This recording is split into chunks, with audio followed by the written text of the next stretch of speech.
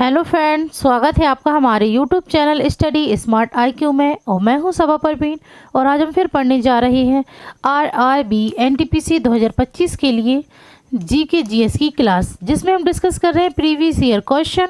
और ये हमारी क्लास 80 है। इससे पहले हम 79 क्लासेस कर चुके हैं।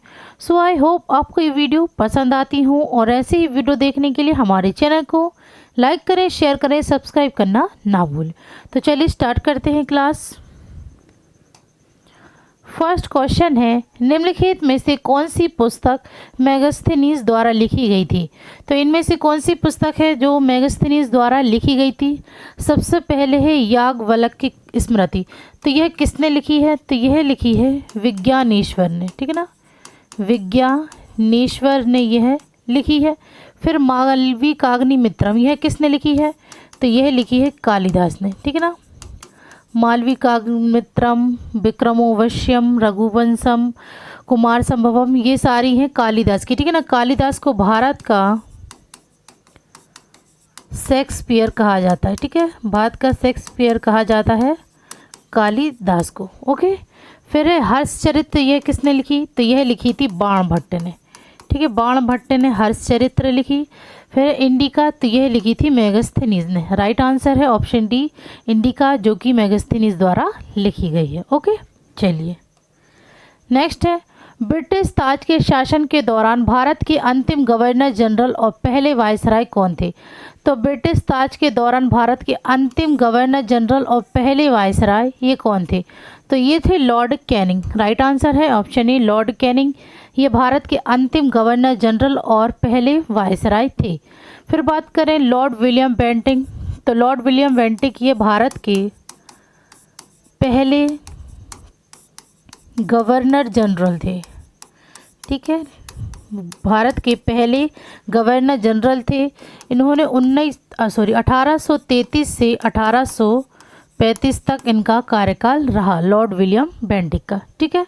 फिर बात करें हम लॉर्ड डलहौजी की। तो लॉर्ड डलहौजी ये भारत के गवर्नर जनरल रहे, ठीक है ना, भारत के गवर्नर जनरल रहे। इनका कार्यकाल 1848 से 1856 तक इनका कार्यकाल रहा, ठीक है, लॉर्ड डलहौजी का। लॉर्ड डलहौजी इन्हें भारतीय रेलवे का जनक कहा जाता है, ठीक है ना, भारतीय रेलवे का जनक कहा जाता है लॉर्ड डलहौजी को, ठीक है। और इन्होंने व्यपगत का सिद्धांत अपनाया, ठीक है ना, व्यपगत का सिद्धांत अपनाया, जिसे हड़प नीति और चूक नीति भी कहते हैं, ठीक है। हड़प नीति और चूक नीति भी कहते हैं। व्यपगत का सिद्धांत, इसके तहत किसी भी राज्य का अगर उत्तराधिकारी नहीं होता था तो ब्रिटिशर्स इसे अपने में मिला लेता था, ठीक है। और लॉर्ड डलहौजी ने ही विधवा पुनर्विवाह अधिनियम का मसौदा तैयार किया था, ठीक है ना। विधवा पुनर्विवाह अधिनियम का मसौदा तैयार किया था लॉर्ड डलहौजी ने, ठीक है ना। और लॉर्ड कैनिंग ने इसे पारित किया था। किसने। लॉर्ड कैनिंग ने विधवा पुनर्विवाह अधिनियम पारित किया था, ठीक है। मसौदा तैयार किया था लॉर्ड डलहौजी ने और पारित किया था लॉर्ड कैनिंग ने, ओके। चलिए नेक्स्ट है, चंद्रयान 2 के लैंडर का नाम किस वैज्ञानिक के नाम पर रखा गया था। तो चंद्रयान 2 के लैंडर का नाम किस वैज्ञानिक के नाम पर रखा गया। तो यह रखा गया था विक्रम साराभाई के नाम पर। राइट आंसर है ऑप्शन डी। फिर बात करें हम के कस्तूरी रंगन। तो यह भारतीय अंतरिक्ष वैज्ञानिक है, ठीक है ना, भारतीय अंतरिक्ष वैज्ञानिक है ये, ठीक है। फिर APJ अब्दुल कलाम। तो APJ अब्दुल कलाम इन्हें मिसाइल मैन के नाम से जाना जाता है, ठीक है, मिसाइल मैन के नाम से जाना जाता है।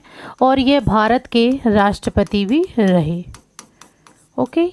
फिर है के सिवान। तो के सिवान को रॉकेट मैन के नाम से जाना जाता है, ठीक है ना, रॉकेट मैन के नाम से जाना जाता है K7 को, ठीक है। चलिए नेक्स्ट है, निम्नलिखित में से कौन वॉइस असिस्टेंट नहीं है?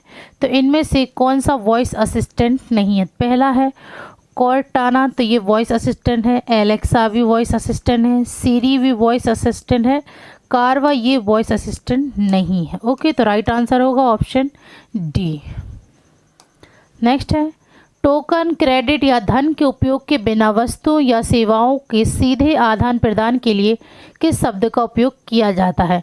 तो टोकन, क्रेडिट या धन के उपयोग के बिना वस्तुओं या सेवाओं के सीधे आदान प्रदान के लिए उपयोग किया जाता है वस्तु विनिमय का, ठीक है ना, वस्तु विनिमय शब्द का उपयोग किया जाता है। राइट आंसर है ऑप्शन डी। नेक्स्ट है, निम्नलिखित में से कौन सा कथन गलत है? हमें चार ऑप्शन दिए हैं, इनमें से कौन सा गलत है ये हमें बताना। पहला है रक्त शरीर को रोगों से बचाता है, तो यह सही है। फिर है रक्त फेफड़ों से ऑक्सीजन को शरीर के अन्य भागों में ले जाता है, तो ये कथन भी सही है। फिर है रक्त संवेदी अंगों में सहायता करता है, तो ये कथन गलत है। फिर है रक्त कार्बन डाइऑक्साइड को शरीर की कोशिकाओं से फेफड़ों तक ले जाता है, तो ये भी सही है। तो इसमें से गलत कथन है ऑप्शन सी, रक्त संवेदी अंगों में सहायता करता है। ओके, चलिए नेक्स्ट है, निम्नलिखित में से कौन भारत में पहला बड़े पैमाने का लोहा और इस्पात संयंत्र है? तो इनमें से कौन सा भारत में पहला बड़े पैमाने का लोहा और इस्पात संयंत्र है? तो ये है टिस्को। ओके, राइट आंसर है ऑप्शन डी, टिस्को। नेक्स्ट है, टैरिफ और व्यापार पर सामान्य समझौता वर्ष में अस्तित्व में आया? तो टैरिफ और व्यापार पर सामान्य समझौता वर्ष में अस्तित्व में आया, तो ये आया था 1948 में। राइट आंसर है ऑप्शन सी, 1948। नेक्स्ट है, समोच्च रेखीय जुताई क्या है? तो समोच्च रेखीय जुताई है समोच्च रेखाओं के साथ ढलान वाली भूमि पर जुताई करना। राइट आंसर है ऑप्शन ए, समोच्च रेखाओं के साथ ढलान वाली भूमि पर जुताई करना। ओके, नेक्स्ट है, अक्टूबर 2020 तक संयुक्त राष्ट्र के महासचिव कौन है? तो अक्टूबर 2020 तक संयुक्त राष्ट्र के महासचिव कौन? तो ये थे एंटोनियो गुटेरेस। राइट आंसर है option D, Antonio Guterres. Next है, स्वच्छ और खुले में शौच मुक्त भारत प्राप्त करने के लिए भारत सरकार द्वारा शुरू की गई योजना का नाम क्या है?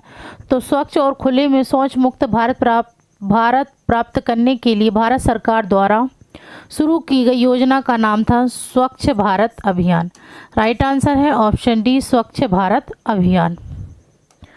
नेक्स्ट है, निम्नलिखित में से किस देश में एशिया प्रशांत क्षेत्र में सबसे बड़ी घरेलू संचार उपग्रह प्रणाली है? तो किस देश में एशिया प्रशांत क्षेत्र में सबसे बड़ी घरेलू संचार उपग्रह प्रणाली है? तो यह है भारत में। ओके, राइट आंसर है ऑप्शन डी, भारत। नेक्स्ट है, निम्नलिखित में से कौन एक वायर्ड ब्रॉडबैंड नहीं है? तो इनमें से कौन एक वायर्ड ब्रॉडबैंड नहीं है? तो ये है उपग्रह। राइट आंसर है ऑप्शन ए, उपग्रह ये एक वायर्ड ब्रॉडबैंड नहीं है। ओके, नेक्स्ट है, मणिपुर की उस महिला भारोत्तोलक का नाम बताइए जिसे 2018 के लिए भारत का सर्वोच्च खेल सम्मान राजीव गांधी खेल रत्न मिला। तो उस महिला का नाम क्या है जिसे सर्वोच्च खेल में भारतीय सम्मान राजीव गांधी खेल रत्न मिला है? ठीक है ना, भारोत्तोलक का नाम क्या है? तो ये है सेखो मीराबाई चानू। राइट आंसर है ऑप्शन डी, सेखो मीराबाई चानू। यह एक भारोत्तोलक है और इन्हें सर्वोच्च खेल सम्मान राजीव गांधी खेल रत्न मिला था 2018 में। ओके, नेक्स्ट है, निम्नलिखित में से क्या मनुष्यों में बौनेपन के लिए उत्तरदायी है? तो मनुष्यों में बौनेपन के लिए उत्तरदायी है, तो ये है पीयूष ग्रंथि यानी कि पिट्यूटरी। राइट आंसर है ऑप्शन बी, पिट्यूटरी, पीयूष ग्रंथि, यह मनुष्य में बौनेपन के लिए उत्तरदायी है। नेक्स्ट है, डैश संगीत के लिए पुलित्जर पुरस्कार जीतने वाले पहले रैपर हैं? तो कौन है जो संगीत के लिए पुलित्जर पुरस्कार जीतने वाले पहले रैपर हैं? तो ये हैं केंड्रिक लैमर। राइट आंसर है ऑप्शन डी, केंड्रिक लैमर, यह संगीत के लिए पुलित्जर पुरस्कार जीतने वाले पहले रैपर हैं। नेक्स्ट है, सूर्य की ओर मुख किए गए सूरजमुखी की गति कहलाती है।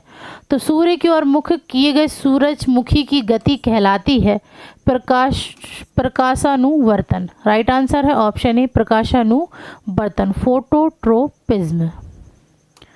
नेक्स्ट है संयुक्त राष्ट्र शांति सेना को वर्ष डैश में शांति के लिए नोबेल पुरस्कार से सम्मानित किया गया। तो संयुक्त राष्ट्र सेना को किस वर्ष शांति के लिए नोबेल पुरस्कार से सम्मानित किया गया? तो यह किया गया था 1988 में। राइट आंसर है ऑप्शन बी 1988। नेक्स्ट है अक्टूबर 2020 तक भारत का सबसे लंबा रेलवे प्लेटफॉर्म डैश में है। यह लगभग 1.3 किलोमीटर लंबा है। तो भारत का सबसे लंबा रेलवे प्लेटफॉर्म कौन सा है? तो यह है गोरखपुर, ठीक है ना, गोरखपुर का भारत का यह सबसे लंबा रेलवे प्लेटफॉर्म है गोरखपुर में, ठीक है ना, जो कि 1.3 किलोमीटर लंबा है। नेक्स्ट है बिलाप का गीत सरी से प्राण निकल गया अवध राज्य के नवाब डैश से संबंधित है। तो बिलाप का गीत सरी से प्राण निकल गया अवध राज्य के नवाब, यह संबंधित है वाजिद अली शाह से। राइट आंसर है option C Wajid Ali Shah. Next है सल्फाइड अयस्कों को अधिक वायु की उपस्थिति में प्रबलता से गर्म करके ऑक्साइड में परिवर्तित किया जाता है। इस प्रक्रिया को किस रूप में जाना जाता है? तो सल्फाइड अयस्क को अधिक वायु की उपस्थिति में प्रबलता से गर्म करके ऑक्साइड में परिवर्तित किया जाता है। इस प्रक्रिया को रोस्टिंग के रूप में जाना जाता है। राइट आंसर है ऑप्शन सी रोस्टिंग। नेक्स्ट है निम्नलिखित में से किस भारतीय राज्य में अंगूर की खेती से सर्वाधिक उत्पादन होता है? तो किस भारतीय राज्य में अंगूर की खेती से सर्वाधिक उत्पादन होता है? तो ये होता है महाराष्ट्र में। ओके, राइट आंसर है ऑप्शन डी महाराष्ट्र। नेक्स्ट है नेताजी सुभाष चंद्र बोस अंतर्राष्ट्रीय हवाई अड्डा कहाँ स्थित है? तो नेताजी सुभाष चंद्र बोस अंतर्राष्ट्रीय हवाई अड्डा यह स्थित है कोलकाता में। राइट आंसर है ऑप्शन सी कोलकाता। नेक्स्ट है निम्नलिखित में से किस वैज्ञानिक का भारत में परमाणु क्षेत्र में कोई योगदान नहीं है? तो किस वैज्ञानिक का भारत में परमाणु क्षेत्र में कोई भी योगदान नहीं है? तो ये है CNR राव का। राइट आंसर है ऑप्शन डी CNR राव का। नेक्स्ट है भारत में पहली मेट्रो ट्रेन कहाँ और कब शुरू की गई थी? तो भारत में पहली मेट्रो ट्रेन यह कब और कहाँ शुरू की गई थी? यह की गई थी कोलकाता में 24 अक्टूबर 1984 को। राइट आंसर है ऑप्शन डी 24 अक्टूबर 1984 को कोलकाता में भारत की पहली मेट्रो ट्रेन शुरू की गई थी। तो ये थी आज की हमारी क्लास RRB NTPC 2025 की GK GS की क्लास। सो आई होप आपको ये वीडियो पसंद आई हो, और ऐसी ही वीडियो देखने के लिए हमारे चैनल को लाइक करें, शेयर करें, सब्सक्राइब करें। Thank you.